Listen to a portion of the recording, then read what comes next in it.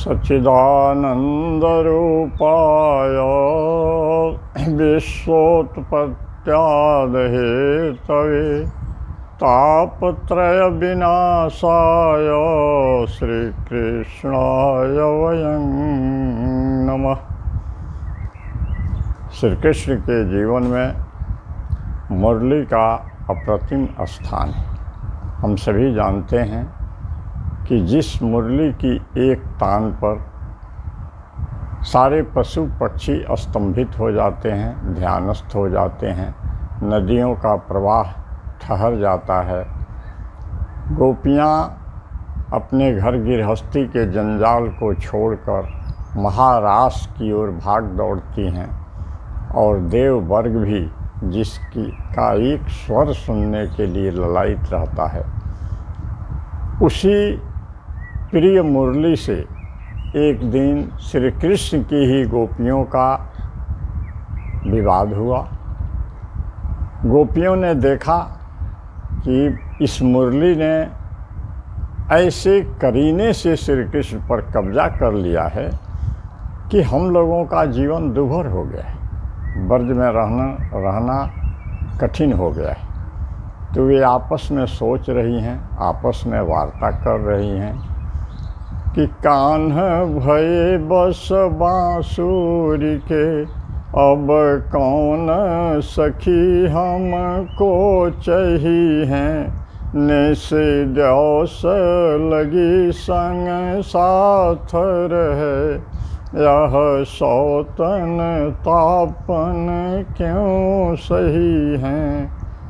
गोपियाँ कहती हैं कि सखी ज़रा देखो तो इस मुरली का कमाल, इसने ऐसा कब्जा किया है कृष्ण के मन पर कि इस सौतन का दुख अब जीवन में सहा नहीं जाता। तो हम लोग करें क्या।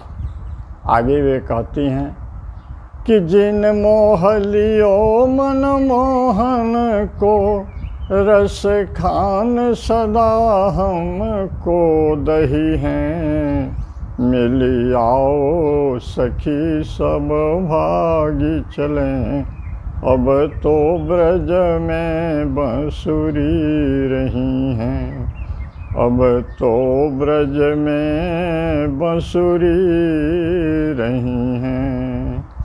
गोपियाँ कहती हैं कि अब यह दुख असह्य है, क्योंकि यह जीवन भर अब मिटने वाला नहीं है।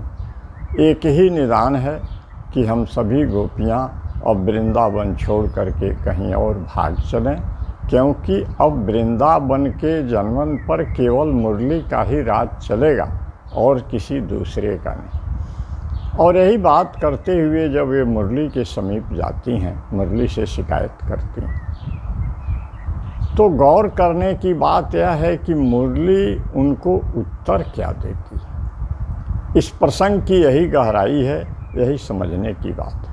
मुरली कहती है कि बहनों, तुम क्यों मुझसे ईर्ष्या करती हो, मेरे भाग्य से तुम्हें जलन क्यों हो रही।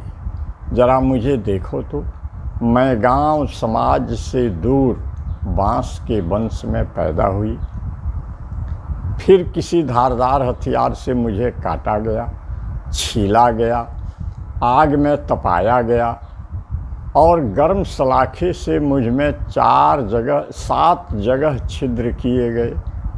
और इतनी पीड़ा झेल करके भी मैंने जब बिल्कुल अपने को भीतर से खाली कर दिया, देखो तो मेरे अंदर कुछ है, मैं बिल्कुल पोली हूँ, कुछ नहीं है, तब जा कर के प्रियतम श्री कृष्ण ने मुझे अपने अधरों पर स्थान दिया। तो तुम लोग मेरे भाग्य से ईर्ष्या मत करो, तुम मेरे जैसा बनने की कोशिश क्यों नहीं कर रही हो। और गोपियों को यह अनूठी शिक्षा इतनी पसंद आई कि वे लोग अलग खड़ी हो करके आपस में विचार करने लगीं कि सखी हम बंसी क्यों न भये। अब गोपियों का मनोभाव बदल गया है, विचार बदल गया है। वे सोच रही हैं कि काश हम भी बंसी जैसे हो जाती। सदा रहत अधरन रस पीवत प्रीतम रंग रहे। यह तो हमेशा प्रियतम के होठों से लगी रहती है, उस अधर रस का पान करती रहती है जो देवों के लिए भी दुर्लभ है, और उन्हीं के रंग में दिन रात रंगी रहती है। कबहू का कर में, कबहू का कटी में, कबहू अधर धरे। देखो तो प्रीतम श्री कृष्ण इससे इतना प्रेम करते हैं कि कभी हाथ में लेकर फिराते हैं, कभी अपने कमर में बांध कर घूमते हैं, और कभी होठों पर रख करके इसमें तान भरते हैं। सदा रहत ब्रज जनमन मोहत कुंजन माझ खड़े, और इसी के बल से, इसी की तान से वे कुंज गलियों में खड़े होकर के सारे ब्रजवासियों के मन को मोहित कर लेते हैं। आओ चलें और हम लोग भी बंसी जैसा ही बनने की कोशिश करें। बंधुओं, प्रसंग छोटा है लेकिन इतना गहरा है कि हमें इससे यह शिक्षा लेनी चाहिए कि जीवन के व्यवहार क्षेत्र से लेकर के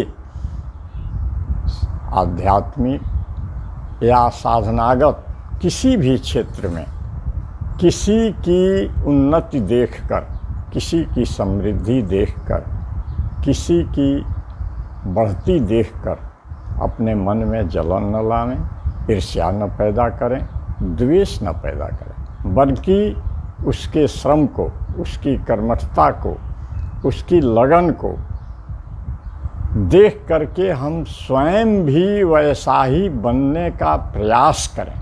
यही इस प्रसंग की गहराई है, यही इस प्रसंग का रहस्य है।